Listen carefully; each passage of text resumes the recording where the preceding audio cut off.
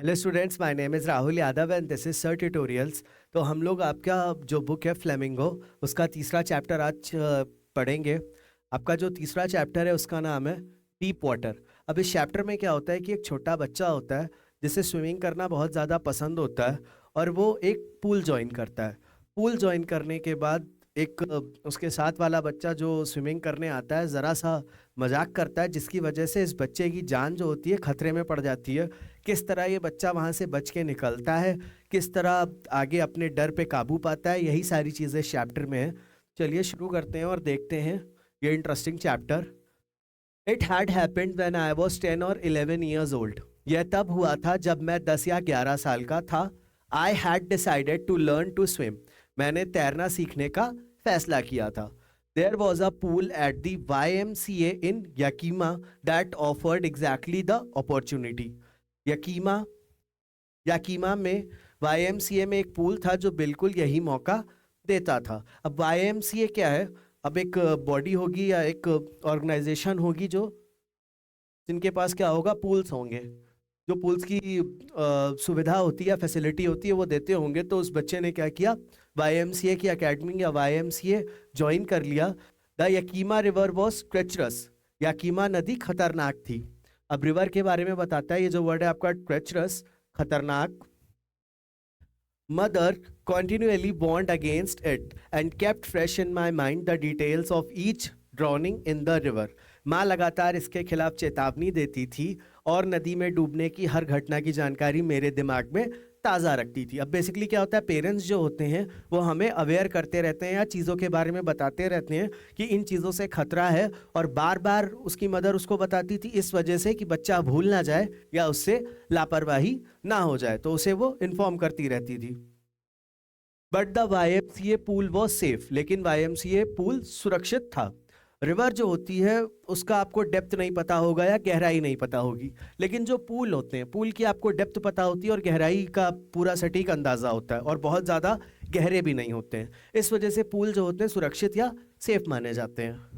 It was only 2 or 3 feet deep at the shallow end, and while it was 9 feet deep at the other, the drop was gradual. यह उथले छोर पर केवल 2 या 3 feet गहरा था, और जबकि यह दूसरे छोर पर 9 फीट गहरा था। गिरावट धीरे धीरे थी। अब पुल कैसा बना होगा, ऐसे करके शेप में बना होगा। एक तरफ कितना उसकी डेप्थ बता रखी है, 2 और 3, 2 या 3 फीट, और दूसरे छोर पे कितनी बता रखी है, 9 फीट। ग्रेजुअल, ये जो वर्ड लिखा है आपका, धीरे धीरे, मतलब धीरे धीरे उसकी जो डेप्थ थी ऐसे करके रहा होगा, तो धीरे धीरे डेप्थ क्या थी, गिरती जाती होगी। तो एक तरफ तो वो बहुत कम गहरा था, दूसरी तरफ 9 फीट अच्छी खासी गहराई कही जा सकती है। I got a pair of water wings and went to the pool. मैंने एक जोड़ी वाटर विंग्स ली और पूल में चला गया। I hated to walk naked into it and show my skinny legs. मुझे इसमें नग्न होकर चलना और अपनी पतली टांगे दिखाना पसंद नहीं था। स्किनी लेग्स, पतली टांगे। But I subdued my pride and did it. लेकिन मैंने अपने अभिमान को दबा लिया और ऐसा किया। सबड्यूड जो वर्ड लिखा है, सबड्यूड माई प्राइड, उसका अर्थ क्या है, अभिमान को दबा देना। अभिमान क्या हुआ, प्राइड, सबड्यूड, दबा देना। From the beginning however I had an aversion to the water when I was in it. हालांकि शुरू से ही जब मैं पानी में था तो मुझे पानी से नफरत थी। ये जो वर्ड लिखा है, एवर्शन, नफरत। This started when I was 3 or 4 years old and father took me to the beach in California. यह तब शुरू हुआ जब मैं 3 या 4 साल का था और पिताजी मुझे कैलिफोर्निया के समुद्र तट पर ले गए। He and I stood together in the surf. वह और मैं सर्फ में एक साथ खड़े थे। सर्फ क्या होता है, बेसिकली पानी बहुत तेजी से आता है और उसके ऊपर क्या करते हैं, सर्फ के साथ बहने की या सर्फ के साथ चलने की कोशिश की जाती है। I hung on to him, yet the waves knocked me down and swept over me. मैं उनसे लिपटा रहा, फिर भी लहरों ने मुझे नीचे गिरा दिया और मेरे ऊपर से बह गईं। I was buried in water, my breath was gone. मैं पानी में दब गया था, मेरी सांसें चली गई थी। I was frightened, मैं डर गया था। Frightened word, इसका अर्थ क्या है, डरना। Father laughed, but there was terror in my heart at the overpowering force of the waves. पिताजी हंसे, लेकिन लहरों की प्रबल शक्ति से मेरे दिमाग में भय था। ओवर पावरिंग फोर्स, प्रबल शक्ति, यानी कि जो वेव्स होती हैं, जो वाटर वेव्स होती हैं, उसके अंदर क्या थी, बहुत ज़्यादा पावर थी, जिसकी वजह से वो बच्चा क्या था, डर गया था और उसके अंदर कह सकते हैं एक डर और नफरत बैठ गई थी। My introduction to the YMCA swimming pool revived unpleasant memories and stirred childish fears. YMCA swimming pool से मेरा परिचय अप्रिय यादों को ताज़ा कर गया और बचपन के डर को जगा दिया। अब क्या होता है कि जब हम छोटे होते हैं तो अगर हमारे साथ कुछ ऐसी चीज़ें होती हैं जो सही नहीं होती हैं तो वो हमें आगे तक याद रहती हैं। इस बच्चे के साथ भी वही हुआ कि पानी में उसके साथ एक इंसिडेंस हुआ था कि फादर के साथ वो खेल रहा था और पानी में क्या हुआ, गिर गया, दब गया वेव्स के नीचे। तो जब 10-11 साल का हुआ और YMCA ज्वाइन किया तो उसकी जो पुरानी यादें थी, ये जो लिखा हुआ अनप्लीजेंट मेमोरीज, अप्रिय यादें जो उसको पसंद नहीं थी, वो वापस से उसके दिमाग में आ गई। But in a little while I gathered confidence, लेकिन थोड़ी देर में मैंने आत्मविश्वास हासिल कर लिया। I paddled with my new water wings watching the other boys and trying to learn by aping them. मैंने अपने नए पानी के पंखों के साथ पैडल मारना शुरू कर दिया, दूसरे लड़कों को देखा और उनकी नकल करके सीखने की कोशिश की। मतलब क्या था कि जैसे स्विमिंग जब आप सीखते हैं तो पहला जो प्रोसेस होता है वो यही होता है, पैडल करना, पैर चलाना पानी के अंदर। तो वो क्या करता था, दूसरे बच्चों को देखता था और पैर चलाने की कोशिश करता था, नकल करके या देख करके सीखने की कोशिश करता था। I did this 2 or 3 times on different days and was just beginning to feel at ease in the water when the misadventure happened.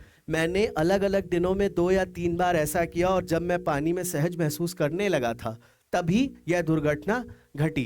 Miss adventure, दुर्घटना। एडवेंचर क्या होता है, जो आपको अच्छा लगे या जो आपको प्लीजेंट हो या जो आपको सुख की अनुभूति कराए, और मिस एडवेंचर क्या होता है, जो दुर्घटना हो जिससे आप तकलीफ में आ जाएं। I went to the pool when no one else was there. मैं पूल में तब गया जब वहां कोई और नहीं था। द प्लेस वॉज क्वाइट, जगह शांत थी। The water was still and the tiled bottom was as white and clean as bathtub. पानी शांत था और टाइल वाला तल बाथटब की तरह सफ़ेद और साफ था। अब उसने डिस्क्रिप्शन दिया है कि जो पूल था वो कैसे दिख रहा था, एकदम क्लियर वाटर था और नीचे वो टाइल्स तक देख पा रहा था। I was timid about going in alone, so I sat on the side of the pool to wait for others. मैं अकेले जाने से डर रहा था, इसलिए मैं दूसरों का इंतजार करने के लिए पूल के किनारे बैठ गया। Timid, डरना, डरना है, थोड़ी सी घबराहट टाइप में होना। I had not been there long when in came a big bruiser of a boy, probably 18 years old.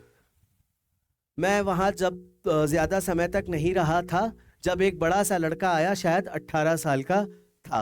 He had thick hair on his chest. उसकी छाती पर घने बाल थे। He was a beautiful physical specimen with legs and arms that showed rippling muscles. वह एक सुंदर शारीरिक नमूना था जिसके पैर और हाथ लहराते हुए मांसपेशियां दिखा रहे थे। यानी कि एक 18 साल का एडल्ट टीनेजर कह सकते हैं, जिसकी बॉडी फुली ग्रो कर गई थी, उसकी छाती पे भी बाल थे और मसल्स भी जो थी बहुत ज़्यादा अच्छी थी। He yelled, "Hi, skinny. How had you like to be tucked?" With that, he picked me up and tossed me into the deep end. उसने चिल्लाया, ये जो वर्ड लिखा है yelled, चिल्लाया, "Hi, skinny. तुम्हें डक होना कैसा लगेगा?" इसके साथ ही उसने मुझे उठाया और गहरे पानी में फेंक दिया।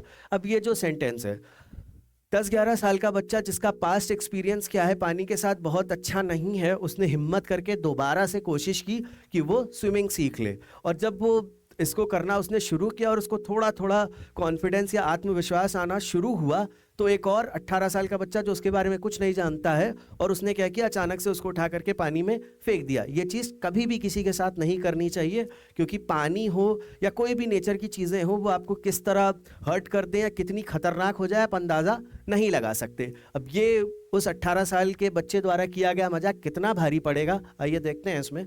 I landed in a sitting position, swallowed water and went at once to the bottom. मैं बैठी हुई अवस्था में उतरा, पानी निकला और तुरंत नीचे चला गया।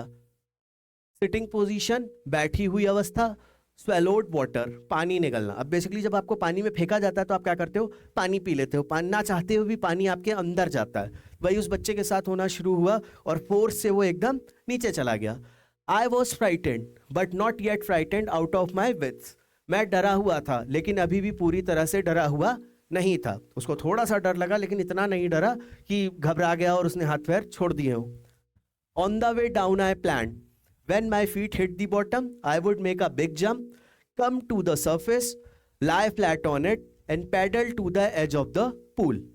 नीचे उतरते समय मैंने योजना बनाई, जब मेरे पैर नीचे की ओर पड़ेंगे तो मैं एक बड़ी छलांग लगाऊंगा, सतह पर आऊंगा, उस पर सपाट लेट जाऊंगा और पूल के किनारे तक पैडल मारूंगा। अब ये बच्चा आप कह सकते हैं कि मेंटली थोड़ा सा स्ट्रांग है कि जब वो नीचे जा रहा तो उसने प्लानिंग कर ली कि किस तरीके से वो वापस आ पाएगा। It seemed a long way down. नीचे उतरना बहुत दूर की बात लग रही थी। Those 9 feet were more likely 90. And before I touched bottom, my lungs were ready to burst. Way 9 feet 90 feet के बराबर थे और नीचे पहुंचने से पहले ही मेरे फेफड़े फटने को तैयार थे।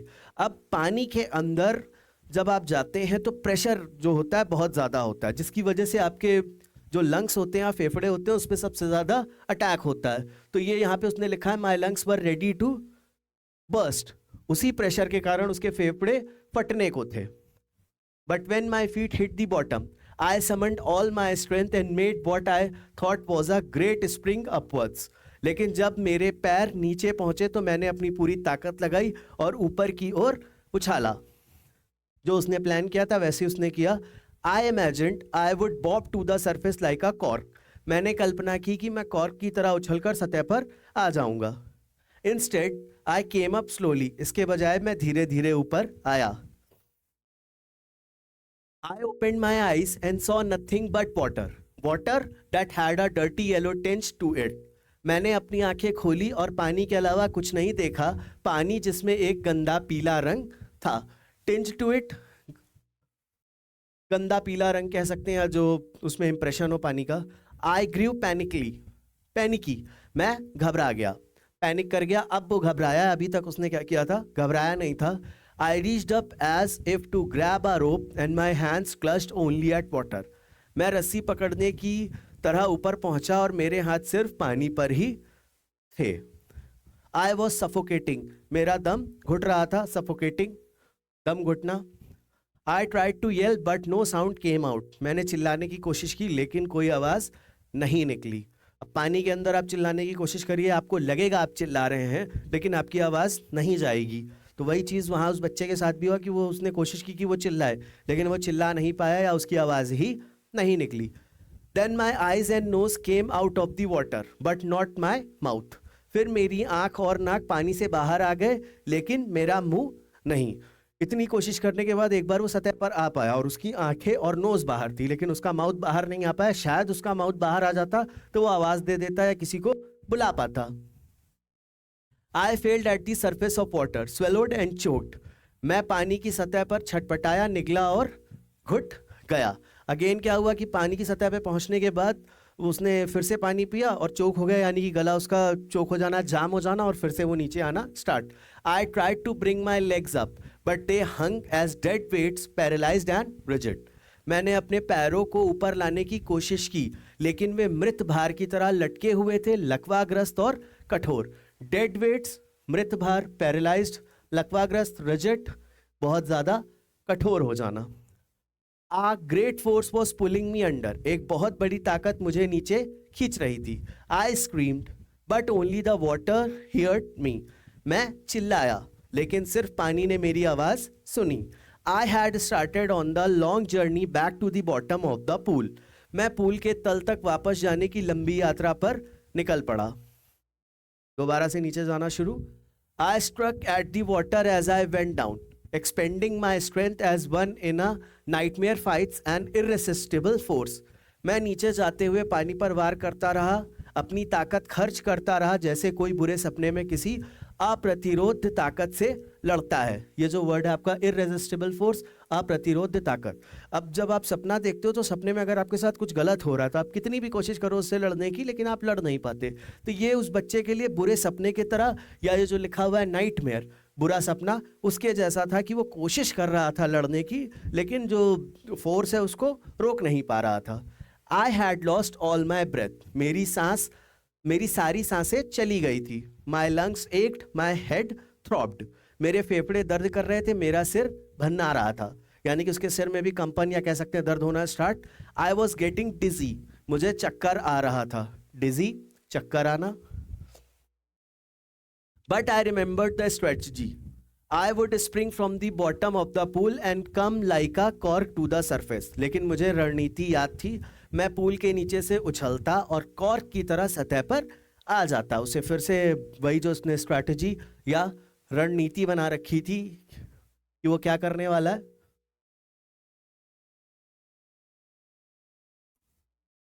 दोबारा से ऊपर आने वाला है, पैर नीचे मारेगा सतह पे, जो उसका नीचे एकदम बॉटम वाला पार्ट होगा, और वो वापस से ऊपर आ जाएगा। I would lie flat on water, strike out with my arms and trash with my legs. मैं पानी पर सीधा लेट जाता, अपनी बाहों से वार करता और अपने पैरों को पटकता। Thrash with my legs, just a second.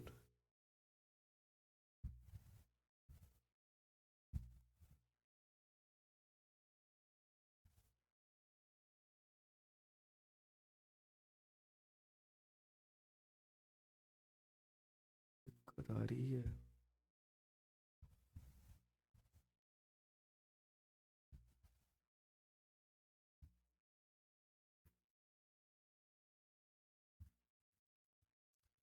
Trash with my legs, पैरों को पटकता। Then I would get to the edge of the pool and be safe. फिर मैं पूल के किनारे पहुंच जाता और सुरक्षित हो जाता। I went down down endlessly, मैं नीचे नीचे अंतहीन रूप से नीचे चला गया। आई ओपन माई आईज, मैंने अपनी आंखें खोली। Nothing but water with a yellow glow, dark water that one could not see through. पीले रंग की चमक वाला पानी के अलावा कुछ नहीं, काला पानी जिसके आर पार कोई नहीं देख सकता था। अब जब आप पानी के नीचे जाते हैं तो लाइट एंटर करना थोड़ी सी बंद हो जाती है, और पानी जो था वो गंदा था। ऑल्दो वो इतना नीचे नहीं था कि लाइट ना एंटर करे, लेकिन पानी इतना ज़्यादा गंदा था येलो कलर का कि उसे दिखना भी बंद हो गया था। And then sheer stark terror seized me, terror that knows no understanding, terror that knows no control, terror that no one can understand who has not experienced it. और फिर मुझे भयंकर भय ने जकड़ लिया। ऐसा भय जिसे कोई समझ नहीं सकता, ऐसा भय जिसे कोई नियंत्रित नहीं कर सकता, ऐसा भय जिससे कोई नहीं समझ सकता जिसने इसे अनुभव ना किया हो। उसने अपने डर को एक्सप्लेन करने की बहुत अच्छे से कोशिश की है कि किस तरीके का डर था, कि जिसने उसको एक्सपीरियंस किया है शायद वही समझ पाएगा और कोई समझ भी नहीं पाएगा। I was shrieking under water, मैं पानी के नीचे चीख रहा था। शेयरकिंग, चीखना। I was paralysed under water, stiff rigid with fear, मैं पानी के नीचे लकवाग्रस्त था, डर से अकड़न कठोर। यानी कि जो उसकी बॉडी थी वो कैसी हो रही थी, अकड़ भी रही थी और टाइट भी हो रही थी, यानी कि कठोर भी हो रही थी। ये जो वर्ड है आपका स्टिफ एंड रिजिड, अकड़न और कठोर। Even the screams in my throat were frozen, यहाँ तक कि मेरे गले में चीखें भी जम गई थी। उसकी बहुत बुरी कंडीशन है, बहुत बुरी हालत है।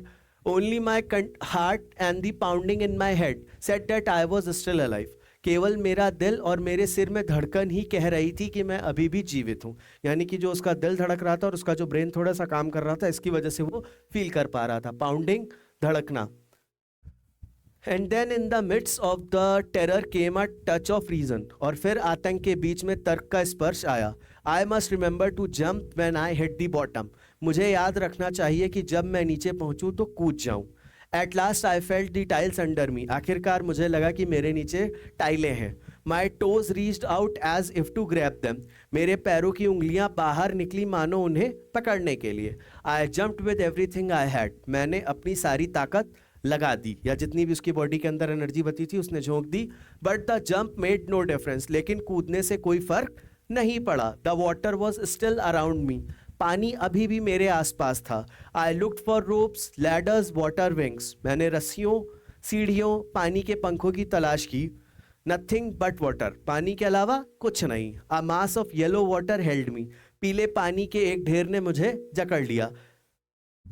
Stark terror took an even deeper hold on me like a great charge of electricity. भयंकर भय ने मुझ पर और भी गहरी पकड़ बना ली, जैसा बिजली का एक बड़ा अवशेष। I shook and trembled with fright. मैं डर से हिल गया और कांप उठा। Shook and trembled, shook का अर्थ क्या है, हिल गया, और trembled का अर्थ क्या है, कांप उठा। माई आर्म्स वुडेंट मूव, मेरी बाहें हिल नहीं रही थी. माई लेग्स वुडेंट मूव, मेरे पैर हिल नहीं रहे थे. I tried to call for help, to call for mother, मैंने मदद के लिए पुकारने की कोशिश की, माँ को पुकारने की. Nothing happened and then strangely there was light, कुछ नहीं हुआ और फिर अजीब तरह से रोशनी हुई. I was coming out of the awful yellow water, मैं भयानक पीले पानी से बाहर आ रहा था. ऑफुल, भयानक. At least my eyes were, my nose was almost out too, कम से कम मेरी आंखें तो बाहर आ गई थी, मेरी नाक भी लगभग बाहर आ गई थी. Then I started down a third time, फिर मैं तीसरी बार नीचे उतरा. I sucked for air and got water, मैंने हवा खींची और पानी मिला या पानी पी लिया. पीना start. The yellowish light was going out, पीली रोशनी बुझ रही थी.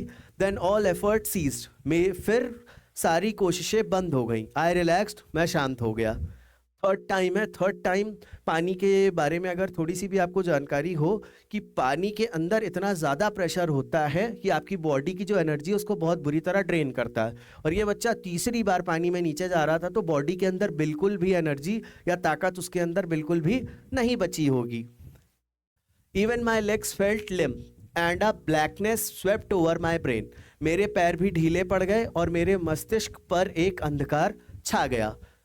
लिम, ढीले पड़ना, ब्लैकनेस, अंधकार. दिमाग भी उसका एकदम ब्लैकआउट कि अब उसका ब्रेन वर्क करना बंद, कि अब जो अभी तक उसने 2 बार में क्या था, स्ट्रैटेजी बना रहा था कि नीचे जाएगा तो पैर पटकेगा और ऊपर आ जाएगा, इस बार ऐसा कुछ नहीं दिख रहा.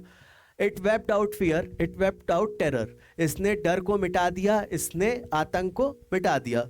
There was no more panic, अब कोई घबराहट नहीं थी. It was quiet and peaceful, यह शांत और शांतिपूर्ण था. Nothing to be afraid of, डरने की कोई बात नहीं थी. अफ्रेड, डरने की. This is nice to be drowsy, to go to sleep, no need to jump, too tired to jump.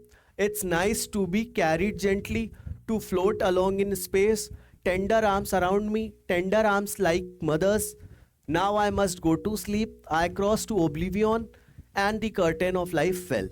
अब ये उसका आखिरी स्टेटमेंट है, या जो उसके दिमाग में आखिरी चीज़ें चल रही हैं वो कैसा फील कर रहा है, बहुत इंपॉर्टेंट है. यह अच्छा है, नींद में होना, सो जाना, कूदने की ज़रूरत नहीं, कूदने के लिए बहुत थक गया हूँ, धीरे से उठाए जाने में अच्छा लगता है. अंतरिक्ष में तैरना, मेरे चारों ओर कोमल बाहें, माँ की तरह कोमल बाहें. अब मुझे सो जाना चाहिए. मैं गुमनामी में चला गया और जीवन का पर्दा गिर गया. यानी कि अब उसको फील हो गया कि अब उसकी डेथ होने वाली है. और जब उसको ये फील हो रहा है उसकी डेथ होने वाली है, तो जो थोड़े मोड़े वो एफर्ट्स मार रहा था या जो स्ट्रैटेजी बना रहा था कि पैर नीचे से पुश करेगा और आर्म्स को फैलाएगा और ऊपर चला जाएगा, वो सारी चीज़ें उसने रोक दी हैं. तो जो प्रेशर है उसको वो फील कर रहा है और उसे लग रहा है बहुत आराम से वो रिलैक्स कर रहा है.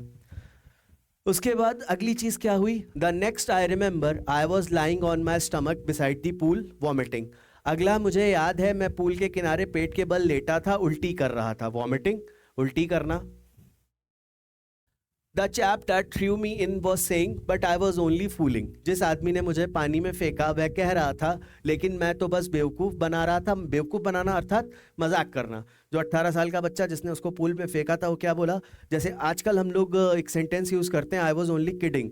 तो यहाँ पे क्या है? आई वॉज ओनली फूलिंग, यानी कि तुम्हें बेवकूफ़ बना रहा था या खेल रहा था, मजाक कर रहा था. Someone said the kid nearly died. किसी ने कहा बच्चा लगभग मर गया था. नियरली मतलब ऑलमोस्ट 98%, 97% बच्चा मर गया था. बी ऑल राइट नाउ, अब सब ठीक हो जाएगा. Let's carry him to the locker room. चलो उसे लॉकर रूम में ले चलते हैं. Several hours later I walked home. कई घंटों बाद मैं घर चला गया. I was weak and trembling. मैं कमज़ोर और काँप रहा था. वीक, कमज़ोर, ट्रेम्बलिंग, काँपना. I shook and cried when I lay on my bed. जब मैं अपने बिस्तर पर लेटा तो मैं काँप उठा और रोया. I couldn't eat that night. मैं उस रात कुछ खा नहीं सका. For days a haunting fear was in my heart. कई दिनों तक मेरे दिल में एक डर बना था. हॉन्टिंग फियर, डर बना होना, या ऐसा डर जो आपको डराता रहे, बार बार आपको याद आए और बार बार आप घबरा जाएं या डर जाएं. The slightest exertion upset me, making me wobbly in the knees and sick to my stomach. थोड़ी सी भी मेहनत मुझे परेशान कर देती थी, मेरे घुटने लड़खड़ा जाते थे और मेरा पेट खराब हो जाता था।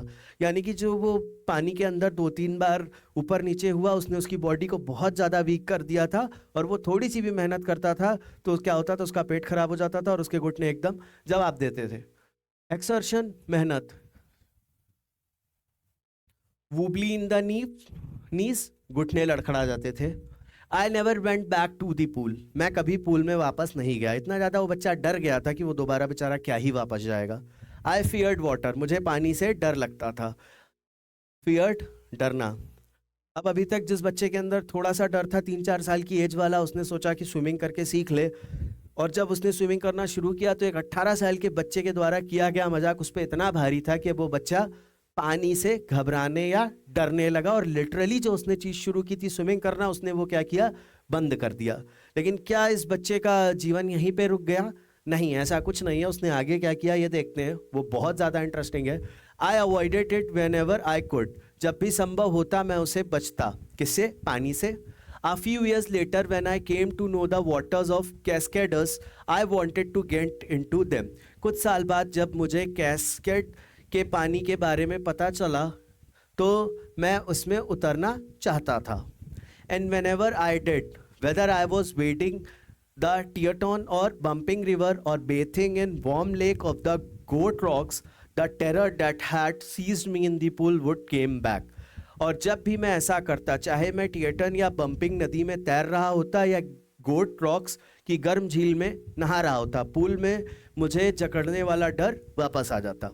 अब ये जो पानी के साथ उसका जो एक्सपीरियंस था, जो बैड एक्सपीरियंस था, तो वो क्या था, जब भी वो पानी में उतरता उसका वो डर वापस से आ जाता और वो घबरा करके क्या होता होगा कि वो बाहर निकल जाता होगा, वो एंजॉय नहीं कर पाता होगा और तुरंत उसे बाहर आना पड़ता होगा। It would take possession of me completely, यह मुझ पर पूरी तरीके से या पूरी तरह से कब्जा कर लेता।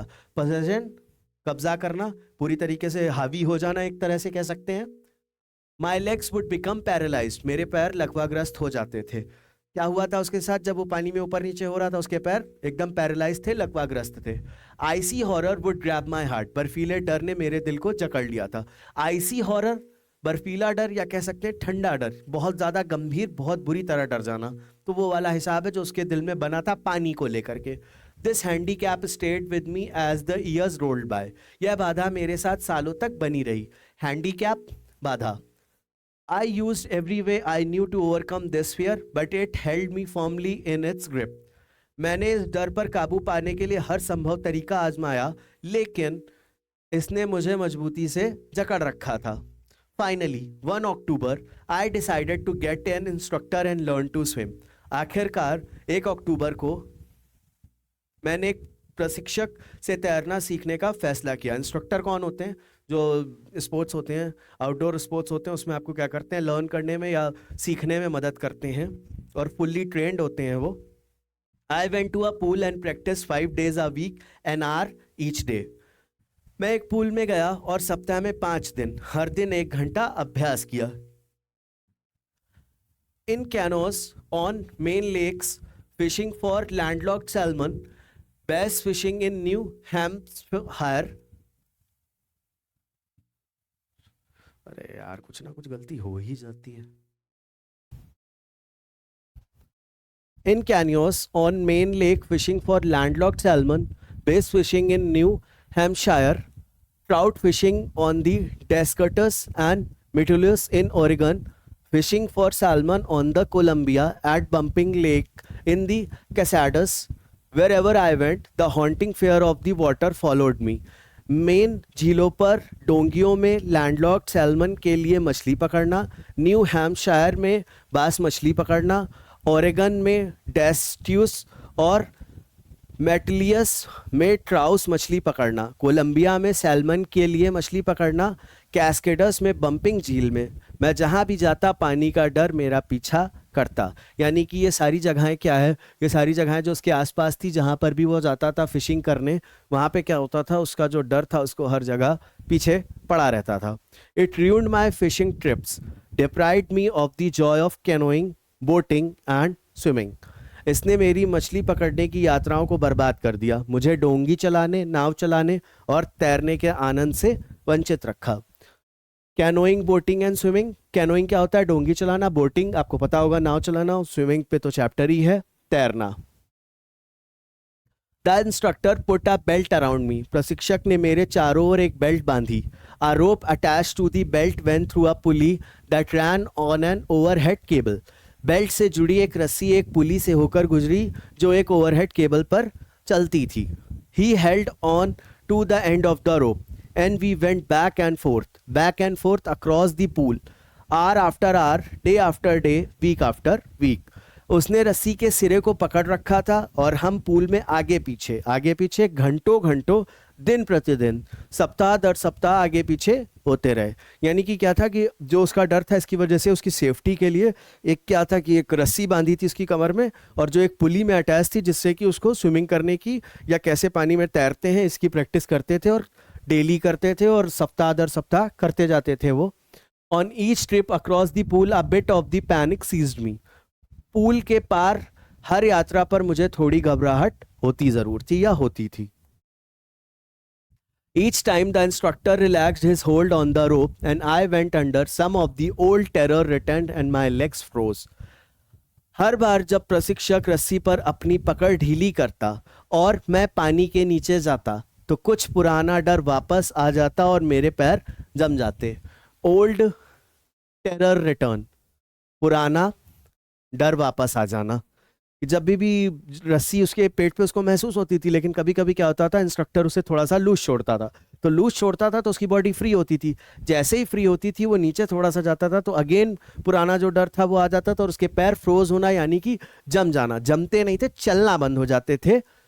It was 3 months before the tension began to slack. तनाव कम होने में 3 महीने लग गए। 3 महीने उसने प्रैक्टिस की, उसके बाद हल्का हल्का टेंशन या हल्का हल्का जो डर था वो खत्म होना स्टार्ट हुआ।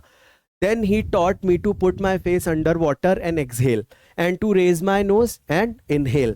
फिर उसने मुझे अपना चेहरा पानी के नीचे रखना और सांस छोड़ना और अपनी नाक ऊपर उठाकर सांस लेना सिखाया। I repeated the exercise hundreds of times. मैंने इस अभ्यास को सैकड़ों बार दोहराया। Bit by bit, I shed part of the panic that seized me when my head went under water. धीरे धीरे मैंने उस घबराहट को दूर किया जो मुझे तब होती थी जब मेरा सिर पानी के नीचे चला जाता था। Next, he held me at the side of the pool and had me kick with my legs. इसके बाद उन्होंने मुझे पूल के किनारे पकड़ लिया और मुझे अपने पैरों से लात मारने को कहा। For few weeks I did just that. At first my legs refused to work. पहले तो मेरे पैरों ने काम करना बंद कर दिया। कुछ हफ्ते तक उन्होंने प्रैक्टिस करी और कुछ हफ्ते में क्या था कि उसके पैर चलते नहीं थे, जाम हो जाते थे। But then gradually relaxed and finally I could command them. लेकिन धीरे धीरे वे शिथिल हो गए और आखिरकार मैं उन्हें नियंत्रित कर सकता था। Thus, piece by piece he built a swimmer. इस तरह एक एक करके उन्होंने एक तैराक बनाया, टुकड़े में तैराक बनाया, एक एक हिस्सा बनाया। एक तैराक का उनका कहने का मतलब है। And when he had perfected each piece, he put them together into an integrated whole. और जब उन्होंने हर एक टुकड़े को सही तरीके से बनाया तो उन्होंने एक साथ जोड़कर एक एकीकृत पूरे में बदल दिया। इंटीग्रेटेड होल, एकीकृत पूरा, यानी कि छोटे छोटे टुकड़े में उनको बनाया। जैसे प्रोसेस क्या था कि पहले पानी के अंदर चलना, उसके बाद कैसे सांस लेना है, पैर कैसे चलाना है, अलग अलग उन्होंने सिखाया। उसके बाद सारी चीज़ें एक साथ करा दी और एक स्विमर तैयार किया। In April he said, now you can swim, dive off and swim the length of the pool, crawl stroke. अप्रैल में उन्होंने कहा, अब तुम तैर सकते हो, गोता लगाओ, पूल की पूरी लंबाई तक तैरो, क्रॉल स्ट्रोक करो। क्रॉल स्ट्रोक क्या होता है? तैरने का एक स्टाइल होता है। अगर आप स्विमिंग के बारे में थोड़ा सा जानेंगे तो अलग अलग तरीके के तैरने के स्टाइल होते हैं, तो उसी में से एक क्या होता है? क्रॉल स्ट्रोक होता है। I did, the instructor was finished. मैंने ऐसा ही किया, प्रशिक्षक ने बात खत्म कर दी। But I was not finished, लेकिन मेरा काम अभी खत्म नहीं हुआ था। यानी कि इंस्ट्रक्टर का क्या काम था कि उसे तैरना सिखा दे, तो उन्होंने एक बढ़िया तैराक तैयार कर दिया, उनका काम वहीं पे खत्म। लेकिन जो अभी जिसने सफ़र किया है, जो राइटर हैं, उन्होंने आगे कैसे चीज़ें की ये बताया है। I still wondered if I would be terror stricken when I was alone in the pool. मुझे अभी भी आश्चर्य हो रहा था कि क्या मैं पूल में अकेले होने पर आतंकित हो जाऊंगा, यानी कि अभी तक तो इंस्ट्रक्टर थे तो उसे पता था कहीं ना कहीं कि वो हैं, देख रहे हैं, लेकिन उसने सोचा कि सारी चीजें सीखने के बाद कहीं ऐसा ना हो कि फिर से मेरे अंदर वो डर वापस आ जाए। I tried it, I swam the length up and down, मैंने कोशिश की, मैंने पूरी लंबाई ऊपर नीचे तैरी। Tiny vestiges of the old terror would return, पूरे आतंक के छोटे छोटे निशान वापस आ जाते। टाइनी वेस्टिजेस, छोटे छोटे निशान, यानी कि जो उसका डर था वो बहुत हल्का सा उसे महसूस होता था, या जो उसके पास के बुरे एक्सपीरियंसेस थे बहुत हल्का सा उसे याद आते थे। But now I could frown and say to that terror trying to scare me, eh well here is to you, look, and off I had go for another length of the pool. लेकिन अब मैं उस आतंक से मुंह मोड़कर कह सकता था, मुझे डराने की कोशिश कर रहे हो है ना, अच्छा यह तुम्हारे लिए है, देखो, और मैं पूल की एक और लंबाई के लिए चला जाता, यानी कि एक बार और उसका चक्कर लगाने के लिए वो चले जाते और डर से बात कर रहे थे अपने, या ये कह सकते हैं डर पे उन्होंने विजय पाना शुरू कर दिया था। This went on until July but I was still not satisfied, यह जुलाई तक चलता रहा लेकिन मैं अभी भी संतुष्ट नहीं था। आई was not sure that all the terror had left, मुझे यकीन नहीं था कि सारा आतंक खत्म हो गया है। So I went to Lake Wentworth in New Hampshire, dived off a dock at Triggers Island and swam 2 miles across the lake to Stamp Act Island. इसलिए मैं न्यू हैम्पशायर में लेक वेंटवर्थ गया, ट्रिगर्स आइलैंड में एक dock से गोता लगाया और स्टैम्प एक्ट आइलैंड तक झील के पार 2 मील तैरा। I swam the crawl, breast stroke, side stroke and back stroke, मैंने crawl, breast stroke, side stroke और बैक स्ट्रोक तैरा, यानी कि जो स्विमिंग के स्टाइल होते हैं उन्होंने चारों, पहला क्रॉल, ब्रेस्ट स्ट्रोक, फिर साइड स्ट्रोक, फिर बैक स्ट्रोक, उन्होंने चारों चीज़ें उसमें अटेम्प्ट करी और ट्राई करी। Only once did the terror return, केवल एक बार ही आतंक वापस आया। पूरी तरीके से वो अपने टेरर पे क्या कर रहे हैं, काबू पा रहे हैं और विजय पा रहे हैं। When I was in the middle of the lake, I put my face under and saw nothing but bottomless water.